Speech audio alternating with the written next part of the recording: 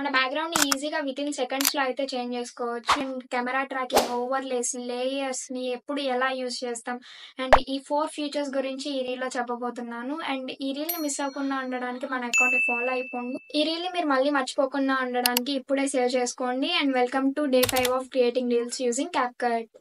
First camera tracking గురించి తెలుసుకుందాం. ఇక్కడ చూపిస్తున్నట్టు కెమెరా ట్రాకింగ్‌ని అప్లై చేయండి. మనం ఏదైనా సబ్జెక్ట్‌ని సెలెక్ట్ చేసిన తర్వాత కెమెరా ట్రాకింగ్ అనేది చేస్తాం. ఇది అప్లై చేశాక మన వీడియోకి మూవ్‌మెంట్ అనేది వస్తుంది. అండ్ ఇక్కడ అడ్జస్ట్‌మెంట్స్‌లో ఇవన్నీ ఎనేబుల్ చేసుకోవాలి.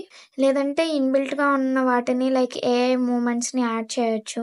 నెక్స్ట్ మెయిన్ ట్రాక్‌లో ఉన్న ఓవర్‌లే ఆప్షన్ మీద క్లిక్ చేసి ఏదైనా ఒక ఫోటోని ఓవర్‌లేగా యాడ్ చేసుకోవచ్చు. ఇలా మనం ఏ పీఎన్జీ అన్నా ఓవర్‌లేగా యాడ్ చేసి ట్రాన్స్‌ఫార్మ్ కూడా చేయొచ్చు. అండ్ నెక్స్ట్ బ్యాక్‌గ్రౌండ్‌ని రిమూవ్ చేయడానికి ఇక్కడ చూపిస్తున్నట్టు మన వీడియోని ఓవర్‌లేగా యాడ్ చేసి నెక్స్ట్ రిమూవ్ బ్యాక్‌గ్రౌండ్ మీద క్లిక్ చేయాలి.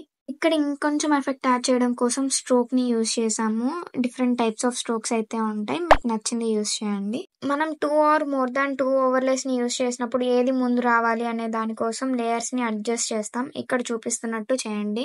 ఐ నో ఈ వీడియో కొంచెం లెంతీ అయింది. బట్ కంటెంట్ మొత్తం ప్రొవైడ్ చేయడానికే ట్రై చేశాను.